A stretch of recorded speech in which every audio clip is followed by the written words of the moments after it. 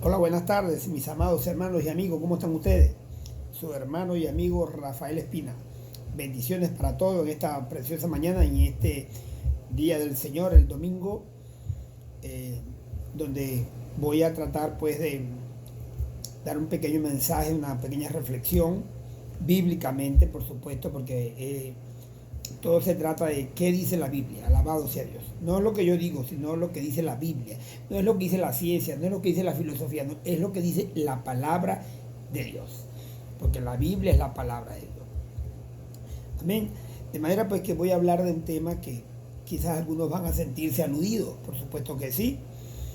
Y estoy hablando de el afán, la ansiedad, el quererme hacer rico, el querer pues acumular bienes y riquezas, porque pienso que eso me va a dar tranquilidad, me va a dar paz, pienso que quizás eh,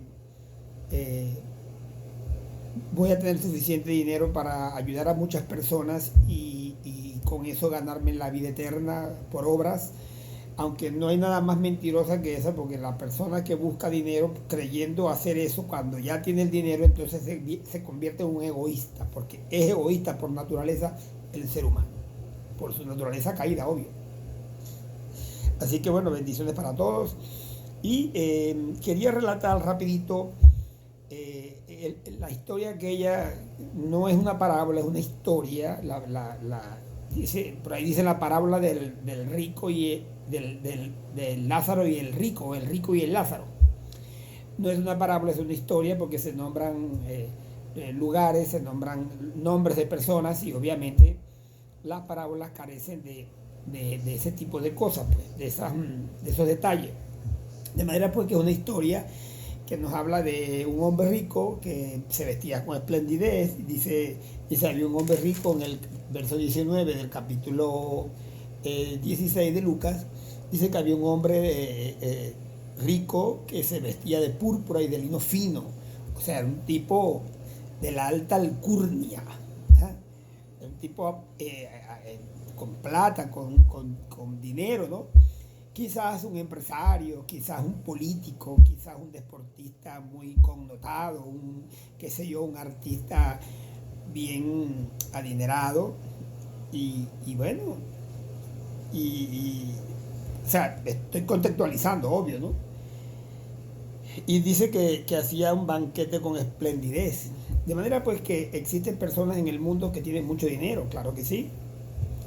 eh, Pudiéramos nombrar algunos, Elon Musk, pudiéramos hablar de Bill Gates, pudiéramos hablar de, no sé, de todos estos grandes magnates que hoy por hoy detentan pues una cantidad exorbitante de dinero, que aunque botaran dinero todos los días por la ventana de su casa, no se les acabaría nunca, ¿no? Carlos Slim, un mexicano industrial en las telecomunicaciones. Y bueno, y para ustedes contar, hay un montón de familias, de hecho, multimillonarias, y que han hecho de este mundo ese eh, paraíso, ¿no? Para ellos, quizás eterno, pero no es así. La vida la vida cesa en un momento dado y todas estas riquezas y cosas que hemos acumulado pues se acaban de un día para otro. Como dice la misma Biblia, que las riquezas son inciertas porque son como toman alas como las aves y vuelan, ¿no? De manera pues que lo que quiero resaltar en esta pequeña reflexión es que el tener dinero y acumular riquezas no te da ninguna garantía eh, para el futuro eterno. No te da ninguna garantía de felicidad tampoco aquí. Y alguien pudiera decir, bueno, yo prefiero ser rico que ser pobre porque tengo la posibilidad de obtener las cosas que yo quiera. Bueno, pero la Biblia también dice que cuando aumentan las riquezas, aumentan quienes los consumen. De manera pues que cuando esto sucede, entonces las preocupaciones y la ansiedad por mantener, porque primero te preocupas por conseguirla y después te tienes que preocuparte por mantenerla, ¿no? Es paradójico, pero la vida es así. La vida cuando las concentramos en eso, en acumular riqueza y acumular bienes de este mundo, ¿no? Que son efímeros, por supuesto. La Biblia dice que la gloria del hombre, en segunda de Pedro, dice, capítulo 2, dice que la gloria del hombre es como la flor de la hierba. La hierba se seca y la flor se cae. De manera pues que después que te mueras, hermano mío, tus riquezas... Yo no he visto todavía el primer velorio o entierro con una caja fuerte atrás. Sin nada hemos venido a este mundo y sin nada nos llevaremos. ¿Qué quiero decir con todo esto? Que a veces, o muchas veces, o podría decir que es la tendencia casi general del resto de los seres humanos, es vivir en este mundo y obtener éxitos, llegar a una posición cumbre, alta, acumular bienes, riquezas y acumular fama y acumular pues todas estas cosas que para el hombre son una ciudad fortificada, dice la Biblia, ¿no? Dice el proverbio que para el rico sus riquezas son como una ciudad fortificada, una fortaleza, pues. El rico se cree que el infortunio nunca le va a tocar y no hay nada más lejos de la verdad. Tarde o temprano llegará la situación que no vas a poder controlar. Multimillonarios con todo el dinero del mundo no han podido salvarse de una enfermedad terminal. Multimillonarios, conocí una vez a una persona multimillonaria y su hija se enfermó de cáncer y él nos decía a nosotros, con todo mi dinero no pude salvar a mi hija. De manera pues que hay situaciones en este mundo que el dinero no la puede comprar, no las puede pagar. Y entre esas está, o la principal de todas, está la salvación de tu alma. Alabado sea Dios. Porque hemos venido a este mundo con un propósito. Dios nos ha dado la oportunidad de vivir en este cuerpo, de vivir en este mundo, con un propósito de que seamos para gloria de su gracia, para gloria de su honra, para bendecir, para glorificar su nombre, para exaltar su nombre. Ese es el propósito del cual Dios creó al hombre, ¿no? Mas sin embargo, pues nos hemos desviado de ese propósito y hoy por hoy pues vivimos unas vidas ensimismadas. Soy yo y no me parezco a nadie. Y somos egoístas y todo lo demás. Y las riquezas y todo ese cúmulo de cosas materiales no nos van a dar garantía alguna de que nuestras almas puedan tener pues un final feliz al final de esta jornada, llámese vida humana. Amén. De manera pues que acumular riquezas no es una opción. Y usted me dirá, bueno, Rafael, pero yo te conozco a ti, tú también trabajaste mucho tiempo y tú tenías negocios. Sí, claro que sí, y yo me quería hacer rico, pero después entendí y fracasamos muchos empresarios en mi país. No voy a caer en ese tema, pero después entendí que como cristiano que sí, que es un error poner nuestra confianza en las riquezas y inclinar nuestro corazón a ellas, ¿no? De manera pues que bueno, quería pues hacer esta acotación, ¿no? De que las riquezas, el buscar riquezas no te da garantía de nada. Y aquí el rico, dice la Biblia, voy a leer unos cuantos versículos, dice, había también un mendigo llamado Lázaro. Este hombre mendigo era un hombre pobre, pero conocedor de la palabra de Dios. En este caso, en este contexto, un judío, por supuesto practicante de la ley, de la ley mosaica, pero lo vamos a traer a contexto y vamos a decir que es un hombre pobre cristiano, convertido al Evangelio, que acepta a Cristo como Señor. Su vida es transformada en el interior, en su hombre interior. Seguía siendo pobre porque el Señor no nos ha prometido aquí riquezas en esta tierra, definitivamente, en ninguna parte. Las riquezas que Dios ha prometido son allá, en el más allá, no en el más acá. Las riquezas que Dios ha prometido son riquezas del alma, riquezas en la gloria. Bendito sea Dios. La Biblia habla pues de la vida eterna, de la nueva Jerusalén, del cielo, de todas esas bendiciones. Y la misma palabra dice en 1 Corintios 2:9, cosa que oído no oyó, ni ojo ha visto, ni ha subido en la mente del hombre, son las cosas que Dios ha preparado para los que le temen. Creo que Isaías 64, verso 4 es el paralelo. De manera pues que este mendigo estaba echado a la puerta de aquel rico lleno de llagas, estaba enfermo inclusive, ¿no? Porque ser cristiano no te da garantía de que no te vas a enfermar, de que no vas a pasar problemas, de que a veces la gente se convierte creyendo que Dios tiene una varita mágica como capapum y mañana pasado ya empiezan a salirte bien todas las cosas. No, todo lo contrario. La Biblia dice que por medio de grandes tribulaciones alcanzaremos el reino de Dios. Porque una vez que tú te conviertes al Señor, nada más y nada menos te tiras de enemigo al reino de las tinieblas. Así decía mi pastor cuando la gente se bautizaba, que los presentaba como miembros activos de la iglesia. Le decía, bueno, les voy a dar una noticia. Desde hoy se han convertido o se han tirado de enemigo al diablo y a sus acólitos, o mejor dicho, al reino de las tinieblas. ¡Wow! Y no decía, ¿qué? Ah, bueno, pero es más fuerte el que está en nosotros que el que está en el mundo. Pues, alabado sea Dios. Y de eso se trata la batalla de la fe, ¿no? De eso se trata, toda una lucha constante y una pelea constante con un enemigo silente, invisible, que va a tratar por todos los medios de socavar tu fe y de hacer que tú reniegues de lo que has creído.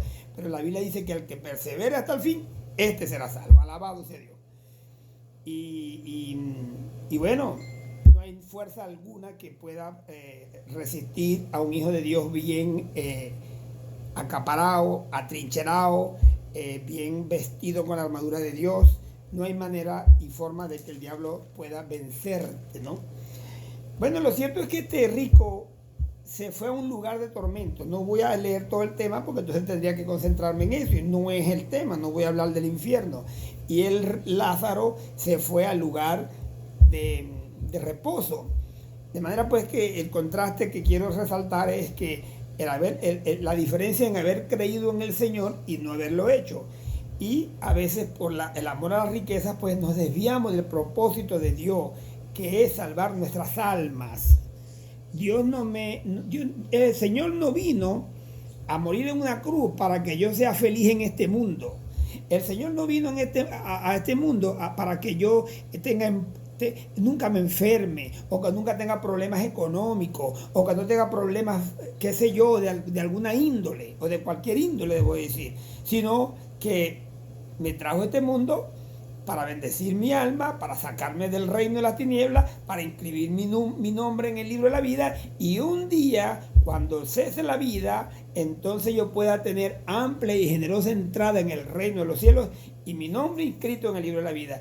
Como dice la Biblia en Romanos 5:1, justificados pues por la fe, tenemos paz para con Dios, porque todos hemos nacido pues enemigos de Dios, separados de la gloria de Dios. Romanos 3:23, por cuanto todos pecaron, están destituidos de la gloria de Dios. Pero más adelante, el capítulo 6, verso 23 también casualmente dice que la paga del pecado es la muerte, pero el regalo de Dios, la dádiva de Dios, es vida eterna en Cristo Jesús, Señor nuestro.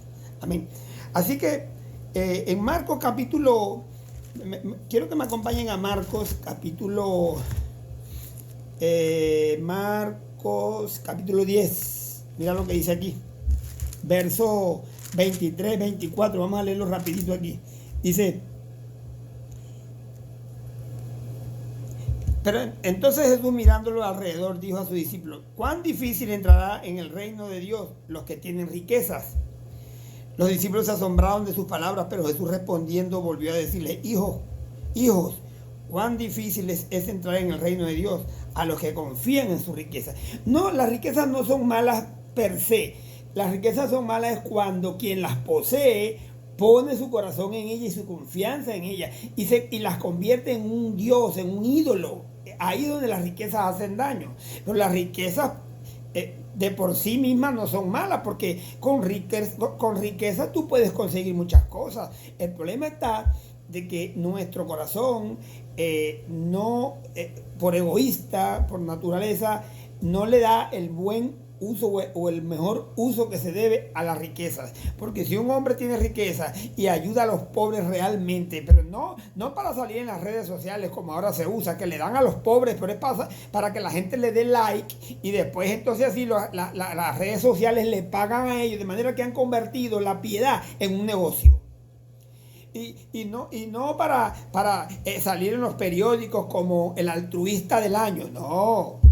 Si un hombre da su riqueza y los bienes materiales de corazón, con amor, porque la Biblia dice que si yo doy todos mis bienes a los pobres y no tengo amor, nada soy, ni nada hago, es en vano. Alabado sea Dios. Entonces, de manera pues que las riquezas no son malas. El problema, las riquezas no son malas, el malo es el que las posee, el ser humano, ¿no? Por el uso que le da, pues, obvio. Dice aquí, más fácil es pasar un camello por el ojo de una aguja que entrar un rico en el reino de los cielos. Y la gente dice, bueno, ¿y esta hipérbole por qué? Porque esa exageración, ¿no? De un camello entrando por... Eso no tiene ningún sentido. Porque es una hipérbole, ¿no? Es una exageración elevada a no sé a cuánta potencia. Imagínense usted. Pero esta hipérbole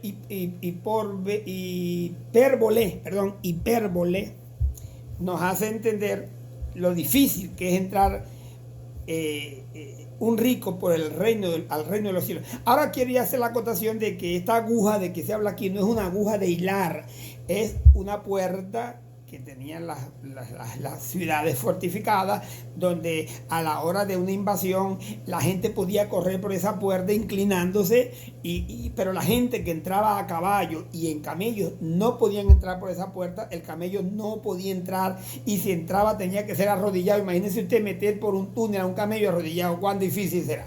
De manera pues que de eso se trata la puerta, ¿no?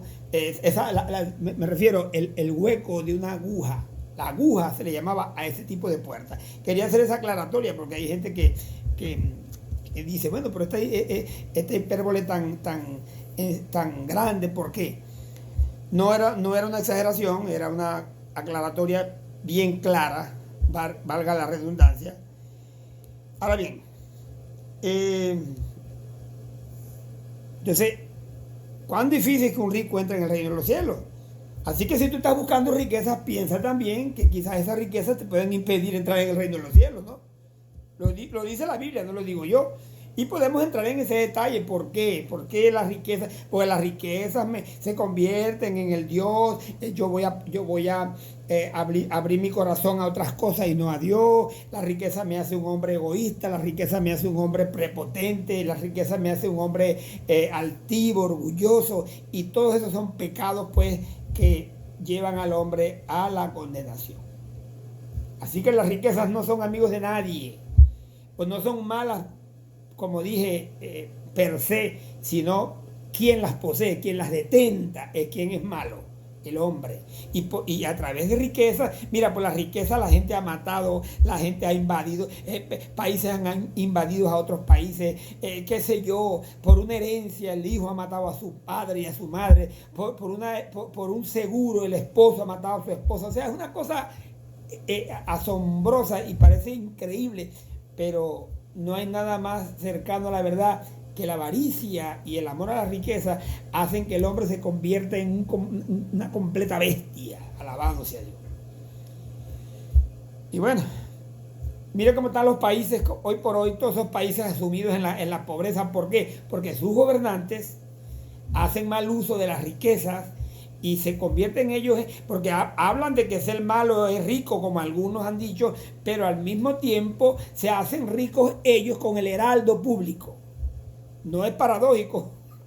No voy a decir que es paradójico, porque eso es lo que pasa siempre, ¿no? Sí es paradójico, obvio, porque si yo digo una cosa y hago otra, es paradójico. Pero es la falsedad, es la mentira que hay en el ser humano en cuanto a las riquezas, pues. Ahora bien, dice la Biblia aquí que en Eclesiastés 5:12, vamos a buscar Eclesiastés 5:12, rapidito por aquí, Eclesiastés 5:12,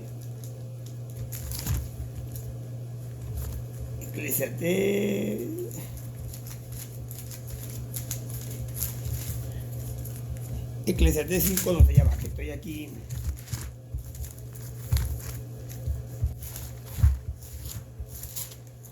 Dice que el rico, su riqueza, no lo dejan dormir. Cuando una persona tiene bienes de este mundo, no duerme igual que el pobre.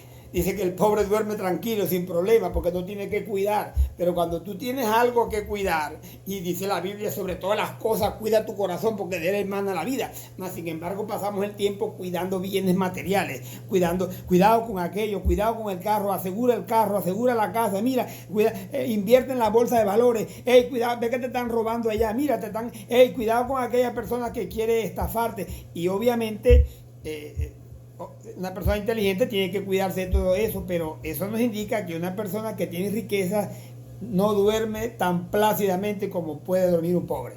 Eso no es mentira, eso es verdad, porque vuelvo y digo, cuando aumentan las riquezas, aumentan quienes los consumen, aumentan los intereses satélites que están alrededor nuestro, ¿no? Y que todos quieren chupar de esa mama, de esa tetica, ¿no? Y cuando la persona tiene dinero le abundan los amigos, pero el día que caiga en desgracia se acaban los amigos. Alabado sea Dios. Y así le pasó al hijo pródigo, ¿no? Se fue con la herencia de su padre y vivió perdidamente y los amigos andaban atrás de él. Bueno, pues, pero cuando cayó en desgracia, cuando se le gastó el dinero, entonces todos sus amigos le dieron la espalda. Porque así es el ser humano. Traidor, mentiroso, falaz, o sea, hablan con palabras lisonjeras, pero en su corazón hay guerra, hay envidia, hay maldad, es desagradecido. De manera que, a resumidas cuentas, pues las riquezas, vuelvo y digo, no son el mejor amigo, ¿no? Y ahora me voy a ir a Gálatas capítulo 5. Gálatas capítulo 5, verso 5. Capítulo 3, verso 5. Dice: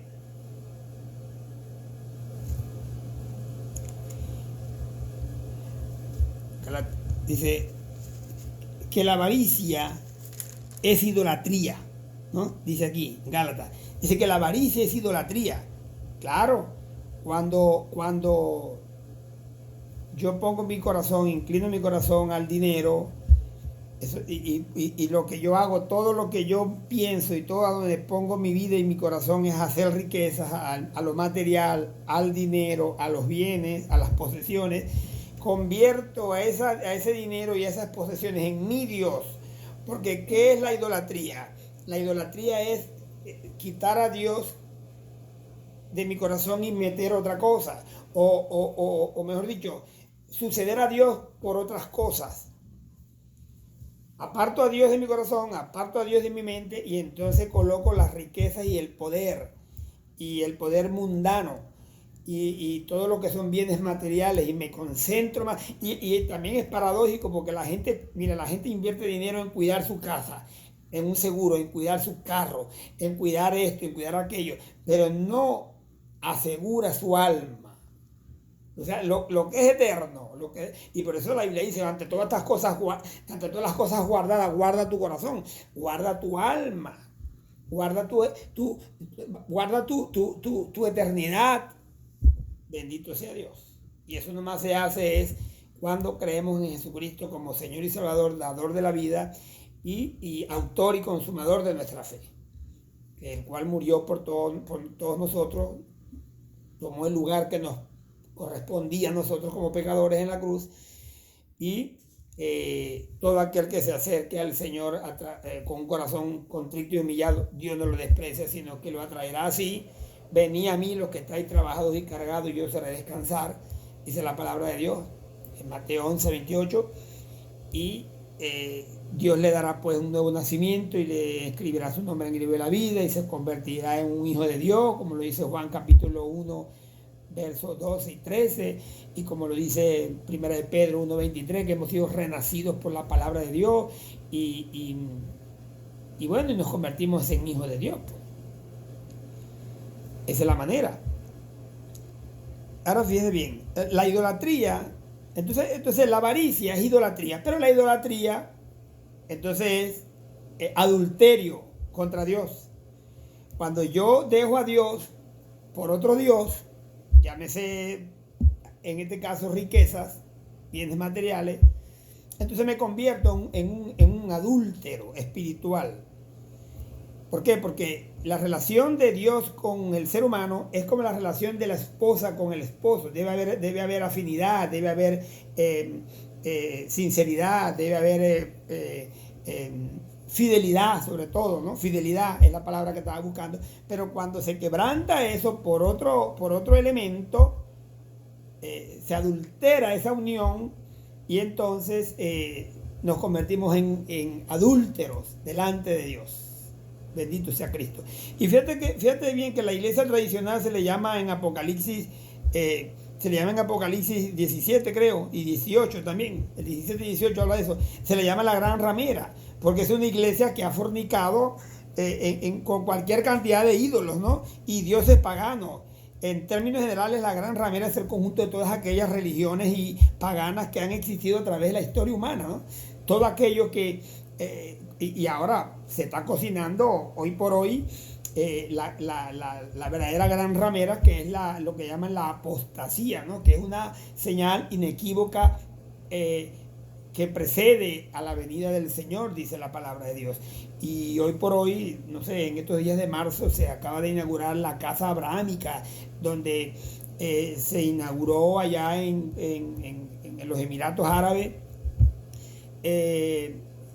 una mezquita, una iglesia y una sinagoga, o sea, tratando de unir a las tres religiones monoteístas.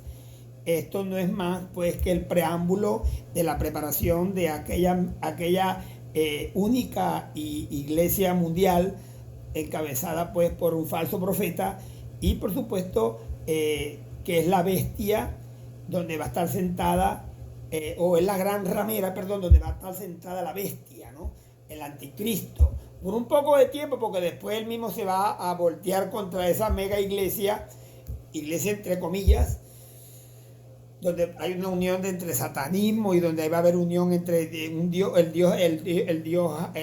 de los musulmanes, que no es el dios de los cristianos, las desavenencias doctrinales que hay en cada una de ellas, pero van a querer unirlas y lo van a lograr hasta formar pues la gran ramera de que habla Apocalipsis, Babilonia la Grande, la gran ramera, aunque ya sabemos quién es Babilonia la Grande, a través de la historia pues ha fornicado y adulterado con los reyes de la tierra y con todos los ídolos habidos y por haber, ¿no?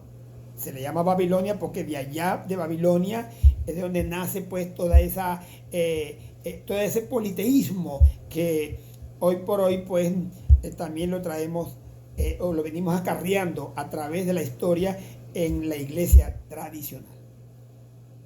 Alabado sea Dios.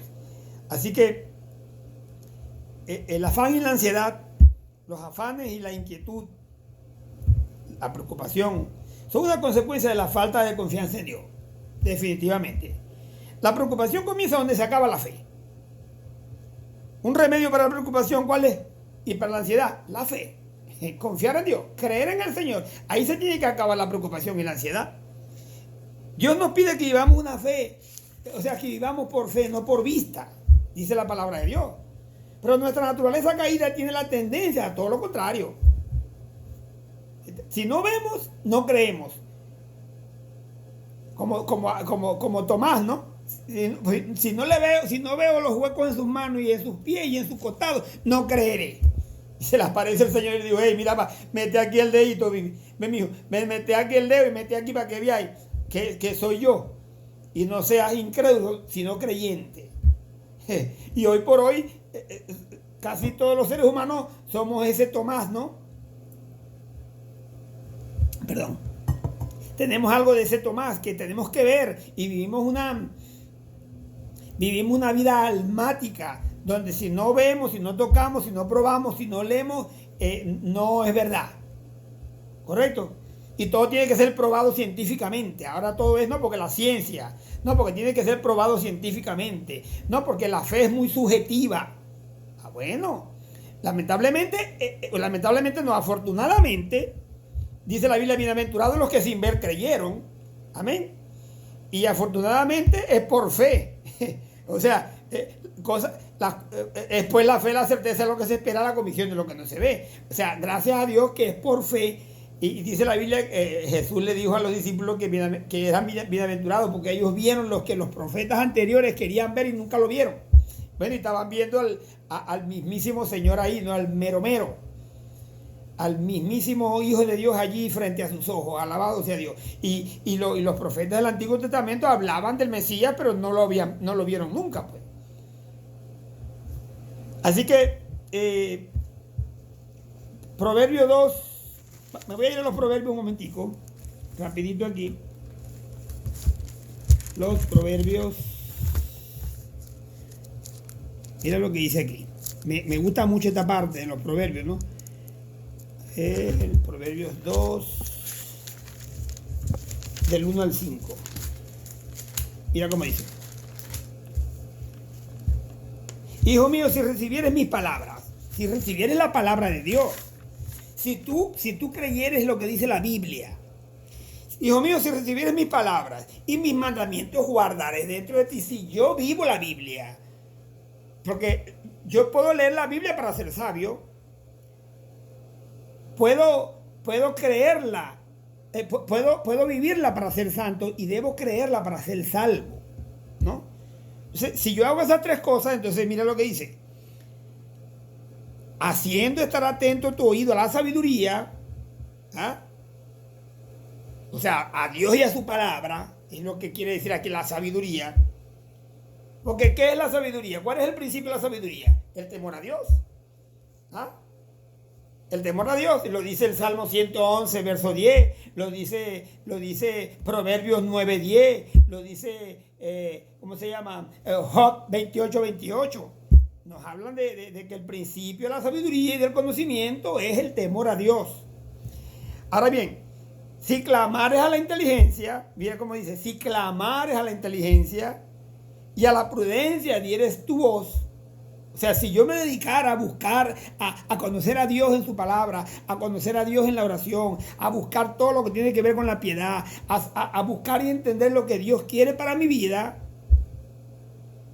y si como plata la buscares y la escudriñares como a tesoro, o sea, si con ese afán con que yo busco el dinero todos los días y me paro a las 4 de la mañana, yo a veces cuando veo gente que dice, no, Rafael, yo tengo 20 años parándome a las 4 de la mañana, y yo, wow. Para mí eso no es vida, pero bueno, está bien, se acostumbran, no sé qué será. Y a mí me gusta trabajar y a mí me gusta ganar dinero, pero yo nunca me he parado a las 4 de la mañana a trabajar. No, si me paro a las 4 de la mañana es para orar, alabado sea Dios. Y me cuesta, tengo que confesarlo. Pues si yo digo que sí, que soy un asiduo o madrugador para orar, estaría mintiendo. A mí me cuesta levantarme de madrugada a orar, me cuesta. Soy flojo para eso. Bueno, pero lo hago a veces con esfuerzo y todo lo demás. Para evitarme eso, lo que hago es que oro bien en la noche antes de acostarme. Pero a veces cuando me toca el Señor en la madrugada, me paro, bueno, Señor, y ahí me derramo, alabado sea Dios. De manera